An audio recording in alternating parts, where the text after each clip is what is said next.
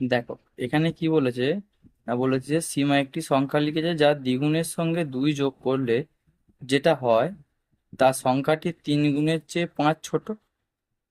তাহলে সীমার লেখা সংখ্যাটি কত?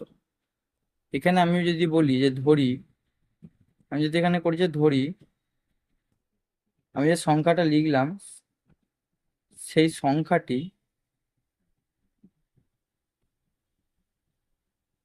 সমান x।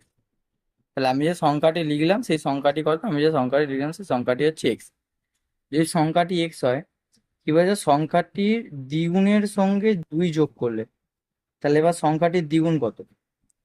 এখানে যদি আমি লিখি সংখ্যাটির দ্বিগুণ,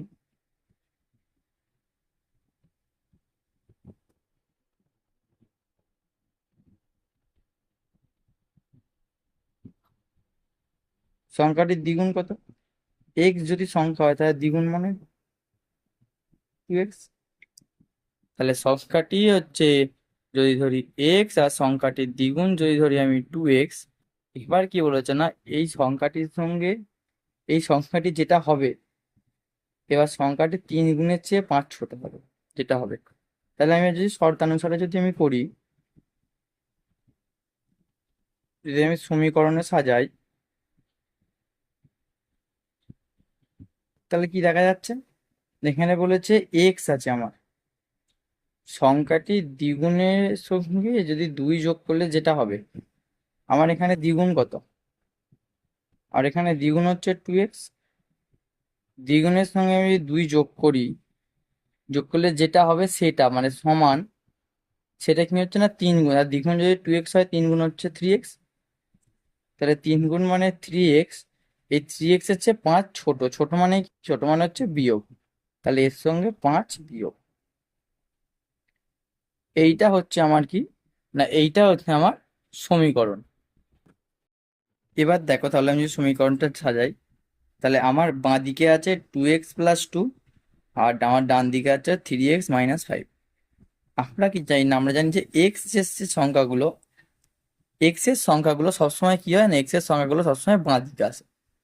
তার আর একটা কি, আর হচ্ছে সমানের যদি বাঁ দিক থেকে ডান দিকে যায় তাহলে হয় যোগ থাকলে গুণে, মানে যে চিহ্নগুলো থাকে সেই চিহ্নগুলো সমানের এপার ওপার হলে উল্টে যায়। তার কারণ আমাকে এখানে দেখো বা 2x এখানে আছে, আমি কি বললাম, আমি বললাম যে এক্স এর সংখ্যাগুলো সবসময় বাঁদিকে আসবে আর এদের চিহ্ন উল্টে যাবে।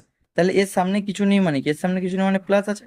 তাহলে 3x যদি প্লাস থাকে, 3x যদি সমানের এ পাশে চলে আসে, তাহলে হয়ে যাবে -3x। এবার সমান, সমানের এদিকে আমার কি আছে, এদিকে আমার আছে হচ্ছে -5। তাহলে 2 আমার সংখ্যা যেটা সমানের এদিকে আসবে, তাহলে প্লাস আছে, সমানের এদিকে হয়ে যাবে মাইনাস, তাহলে হবে কত -2। তাহলে এখানে কি বললাম না, সমানে যদি এদিক ওদিক হয় তাহলে কি হবে না, যে চিহ্নগুলো আছে সেই চিহ্নগুলো উল্টে যাবে মানে বিপরীত হয়ে যাবে। এবার যদি আমি দেখা যায় এখানে, তাহলে আমার যদি দেখি 2x আর 3x, যদি এদের প্লাসে মাইনাস কি মাইনাস, তাহলে আমার এখানে কি দাঁড়ালো, এক্স দাঁড়ালো, কারণ দুটো এক্স থেকে যদি 3টে এক্স বিয়োগ দিয়ে দিই তাহলে আমার কি দাঁড়ায়, শুধুমাত্র একটা এক্স দাঁড়ায়। শুধু যদি একটা এক্স থাকে, এবার দেখো বিয়োগের সময় কি হয় না, বিয়োগের সময় প্লাসে মাইনাসে বিয়োগ হয়, কিন্তু যার চিহ্ন বড় তার চিহ্ন বসে।